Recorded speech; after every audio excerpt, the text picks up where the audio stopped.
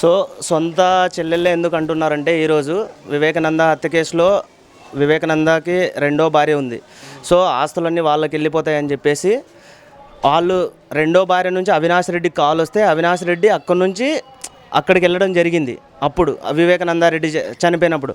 కాకపోతే మిగతా మర్డర్ చేసిన వాళ్ళని కూడా అప్రూవర్లుగా మార్చుకొని జగన్ ఏంటంటే వాళ్ళ చెల్లెళ్ళకి అంటే వాళ్ళ కుటుంబానికి వాళ్ళు కావాల్సినవన్నీ జగన్ పేరు చెప్పుకొని వాడుకొని వాళ్ళు కావాల్సిందంతా చేసుకోవాలని చూస్తుంటే అది తెలిసిన జగన్ ఏమనుకున్నాడు, నా కుటుంబము నా బంధువులు వీళ్ళందరూ ధనవంతులు చేయడానికి నేను అధికారంలోకి రాలేదు, నేను వచ్చింది పేదల పక్షాన వాళ్ళ కష్టాలు చూసుకొని వాళ్ళు చూశాను కాబట్టి వాళ్ళు కావాల్సింది చేయడానికి వచ్చాను. సో వీళ్ళు ఈయనకి నచ్చినట్టు వాళ్ళు నడుచుకోకపోవడం వల్ల వాళ్ళు ఈయన నుంచి దూరం అయ్యారు, ఈయన వాళ్ళని దూరం చేసుకోలేదు.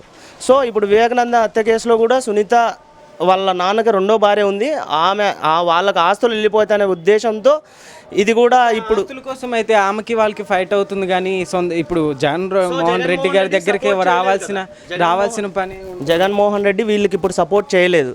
సో ఆ హత్యని వీళ్ళ మీద ఎవరికి అవినాష్ రెడ్డి మీదకి వాళ్ళ హత్యని మోపి దాన్ని వీళ్ళు అంటే క్యాష్ చేసుకోవాలని చూశారు. సో అదే దాన్ని ఇప్పుడు ఉన్న ప్రతిపక్ష పార్టీలు క్యాష్ చేసుకొని జగన్ని ఈ విధంగా విమర్శించి దింపేస్తే వాళ్ళు అడిగింది వాళ్ళకి జరిగిపోతుంది, వీళ్ళకి కావాల్సింది వీళ్ళకి జరిగిపోతుంది. కాబట్టి ముందుగానే చంద్రబాబు ఇలాంటి రాజకీయాలు ఎన్నో వాళ్ళ సొంత మామనే చంపుకుంటూ చేసుకుంటూ వస్తున్నాడు ఒకప్పటి నుంచి.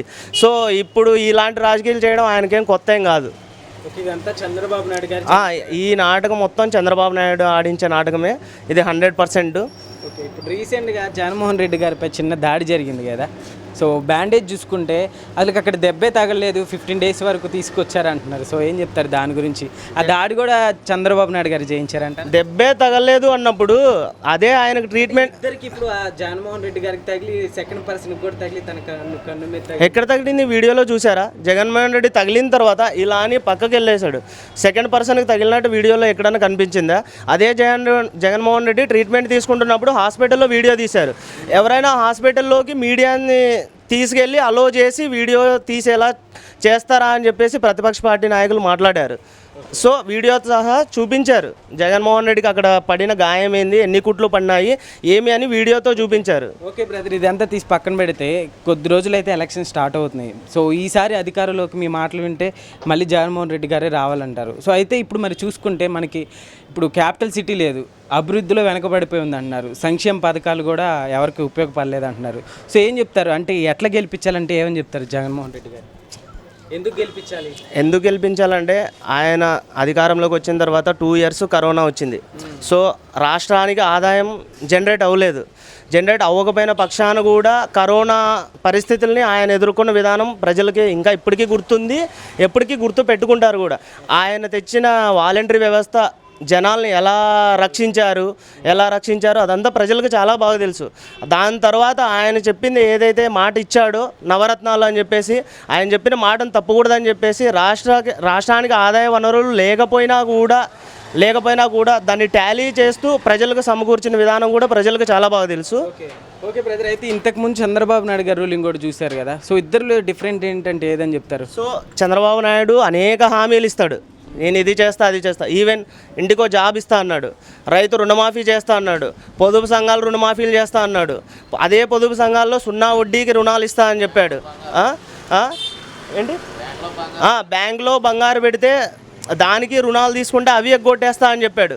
ఏది ఇచ్చాడని చెప్పేసి ఇంకోటి 6 నెలలు ఎలక్షన్స్ ఉన్నాయన్న ముందు పసుపు కుంకుమ ఇచ్చి జనాల్ని మబ్బు పెట్టాలని చూశాడు. అదే 4.5 సంవత్సరాలు జనాలు కనిపించట్లేదా? జగన్మోహన్ రెడ్డి గారు కూడా చెప్పారు కదా, అంటే మద్యపాన నిషేధం చేస్తానన్నారు. సో ఇప్పుడు ఇంటికో ఉద్యోగం ఇప్పిస్తా అన్నారు. మద్యపాన నిషేధం మన రాష్ట్రంలో ఇప్పుడు కల్తీ మందు దొరుకుతుంది అంటేనే కూడా దాన్ని తాగకుండా వదిలేయాలంటే చచ్చిపోతున్నారు జనాలు. అదే మద్యం దొరకకపోతే మన రాష్ట్రంలో బతుకుతారా చాలామంది? సో అది ఆయన చేయాలనుకున్నాడు, దానికి ప్రయత్నాలు చేశాడు, అది కాదని మళ్ళీ తెలుసుకున్న తర్వాత అదొక్క విషయంలో ఆయన వెనకడుగేశాడు తప్పితే మిగతా ఏ విషయాలు అది సాధ్యపడేదైతే చేసేవాడేమో.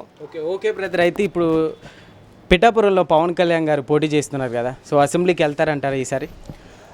మేబీ ఈసారి కూడా చెప్పలేం. Tough fight.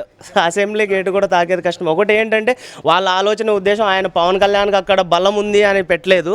ఇంతకుముందు ఎలక్షన్ జరిగిన విధానాన్ని చూసుకొని అంటే అక్కడ 15,000 మెజార్టీ వచ్చింది వైసీపీకి ఇంతకుముందు గెలిచినప్పుడు. అక్కడ 83,000 ఓట్లేమో టీడీపీకి పడితే 97,000 ఓట్లేమో వైసీపీకి పడినాయి. సో ఈసారి కూటమి కలిశారు కదా, రెండు ఓట్లు కలిస్తే మేబీ ఈజీగా పవన్ కళ్యాణ్ గెలుస్తాడనే ఉద్దేశంతో అక్కడ పెట్టారు తప్పితే ఆయనకి నిజంగా అక్కడ జనాదరణ ఉంది, ప్రజాదరణ ఉంది, పవన్ కళ్యాణ్కి నిజంగా ఉంది అనే అయితే ఉద్దేశంతో పెట్టలేదు అక్కడ.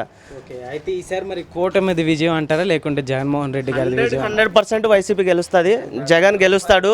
దీంట్లో ఎటువంటి మార్పు ఉండదు.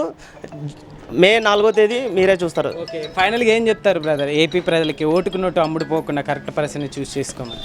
ఇదొక్కసారి జగన్ని చూస్తే నెక్స్ట్ వాళ్ళు జగన్నే పెట్టుకోవాలా మళ్ళీ 20 సంవత్సరాలు, ఇంకో నాయకుడు రాష్ట్రానికి అవసరమా అనేది ప్రజలకే తెలుస్తుంది. ఈసారి 5 ఏళ్ళు జగన్ని మార్చారు అనుకుంటే మాత్రం మన రాష్ట్రం మళ్ళీ ఒక 50 సంవత్సరాలు వెనక్కిపోతుంది.